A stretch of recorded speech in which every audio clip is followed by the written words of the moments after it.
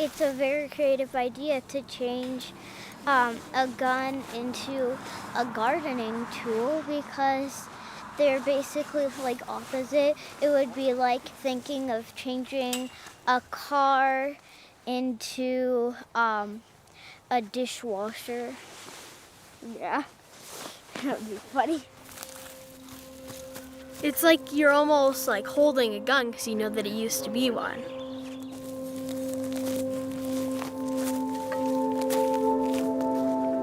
The mission of RAWtools is to disarm hearts, forge peace, and cultivate justice. In the Old Testament, there's a verse that talks about turning our swords into plowshares, spears into pruning hooks, and learning of war no more. Swords to plowshares, we're turning guns to garden tools.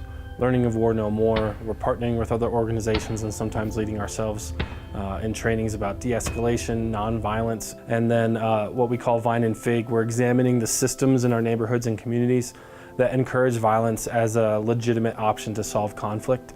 And we want to engage in those and provide alternative options, contrasting options that say we don't need violence to show violence is wrong.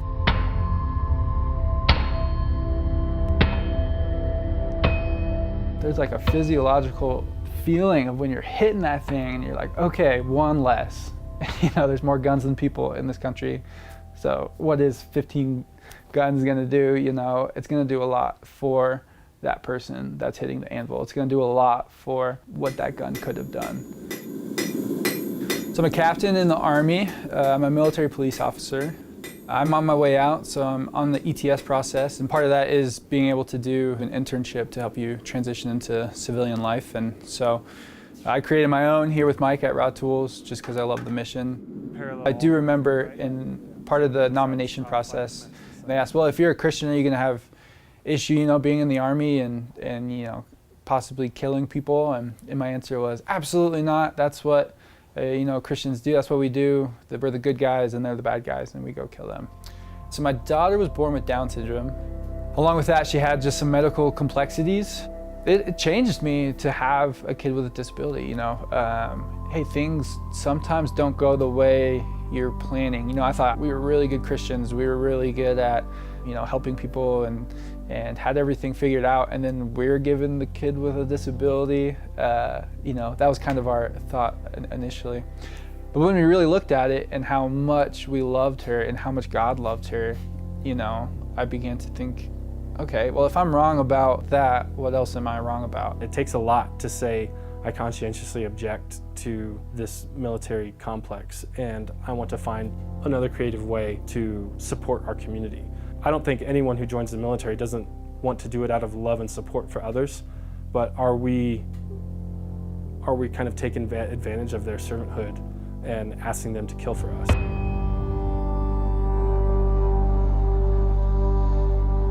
We made these with RAWtools.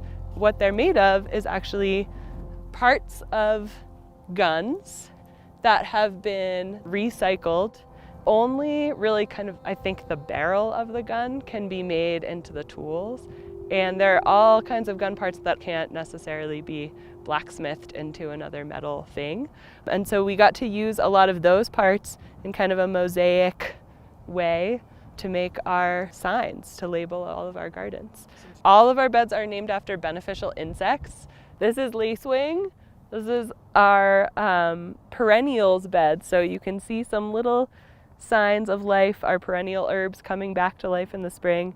And lacewings are beneficial because they actually eat some of our pests. They're natural pest control. They eat aphids, which we had a lot of last summer. So hopefully this sign will attract some lacewings. Yeah, we helped make this one, and we like had to hammer down this edge and this edge.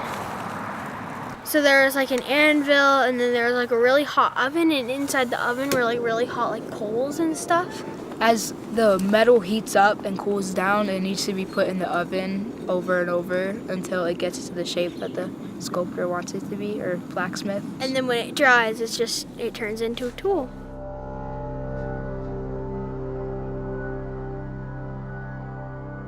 This was the barrel of the gun, and I remember that. He put the barrel of the gun in the hot oven, and then we had to flatten it down with like a hammer and stuff, and that part was really cool to watch because it was like a circle and then it turned into like a rectangle shape.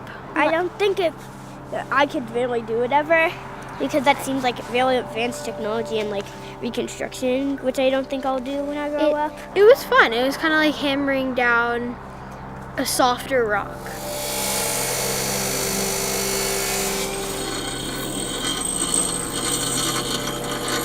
RAWtools has been around for 10 years, and we started really as an event-based organization where we'd go where we're invited. So we'd go turn a gun into a garden tool while hearing from people impacted by gun violence. And then someone there would tell their friend who'd invite us to their church or their park or their community garden to do the same thing. It really has kind of blown up. And so we've gone from this small kind of referral-based organization 10 years ago after Sandy Hook to a network of organic relationships across the country. We're a gun-free space, and we're also located in a neighborhood that has experienced violence in the past.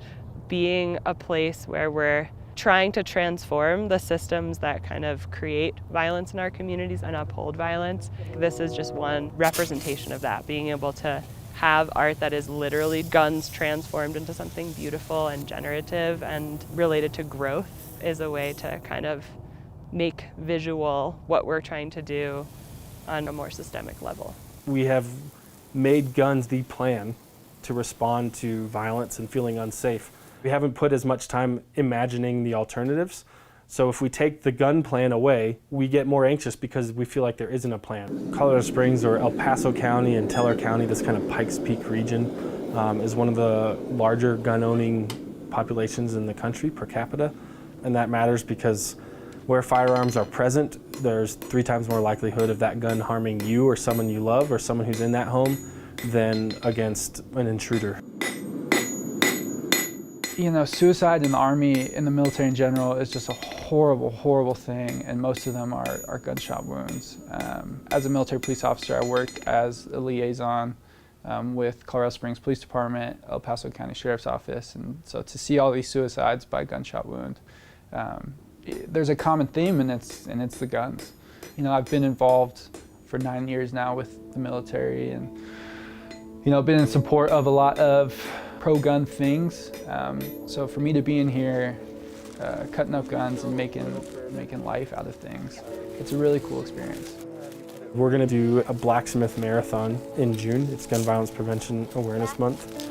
And if we just blacksmith just 1 minute for every life lost to gun violence in 2022, that's over 42,000 minutes.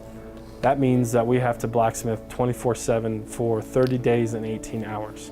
RAWtools 42K will be hosted at rawtools.org. You'll be able to go there and connect. You'll be able to support our work through that. You'll be able to sign up and learn how to become a gun disabling site in your city, how to get involved with RAWtools or other partner organizations doing the same thing in your neighborhood. What do you guys think about guns?